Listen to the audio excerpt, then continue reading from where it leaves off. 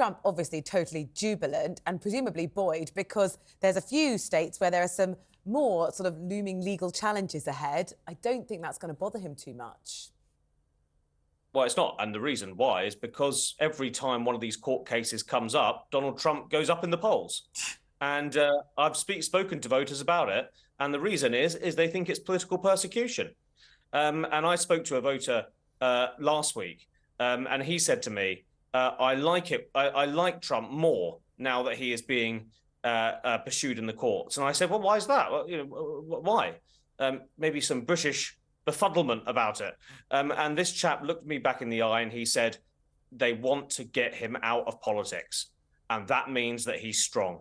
That means that he'll go James, after them. It's really interesting because, as I said, I lived there. And the thing about Donald Trump, and of course, this side of the pond, we look at all the criticism, some of the misogynistic things he's done and said and terrible things. And I absolutely get that. But if you go, and I will keep saying this to Middle America, they will tell you, and people never get to this point because they talk about the other stuff understandably.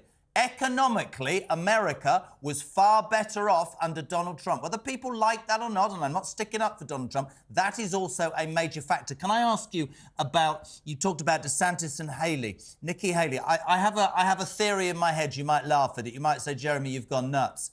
I'll tell you how I think Donald Trump can win the presidency of the United States of America and prove a lot of people wrong, is by asking Nikki Haley, which might already happen because he compliments her quite a lot. I can see her being his vice president. You know what, Jeremy? It's not the most absurd idea because his advisors still don't rule that out. When they ask him, who do you want to be, when they ask the advisors, who do you want to be vice president, they do not rule Nikki Haley out of the equation. And she does reach out to Democrats and independents. I'm not sure, though, that that's how Trump thinks. I think Trump wants a yes man or a yes woman. I'm not convinced Nikki Haley's that.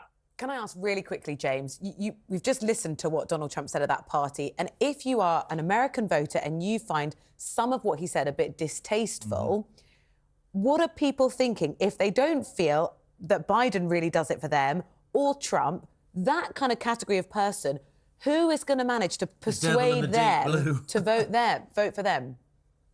Well, that's the million-dollar question, and it reminds me of a quote from a recent UK focus group, which actually applies brilliantly to the US choice as well. Somebody said about the choice between Sunak and Starmer, it's a bit like choosing the best-looking person in the Burns unit. And that's how American voters feel about this choice. They despair at it. And therefore, it's going to come down to two things. One, turnout, who can get their base out, and two, independents, voters in the middle. And for a long time, those independents have sort of cringed at Donald Trump. They haven't quite liked his style. But now, with Biden and such low approval ratings, they are warming up to the idea of a second Trump term. And it goes back to what Jeremy said. They feel like the economy was better. They feel like the border was more secure.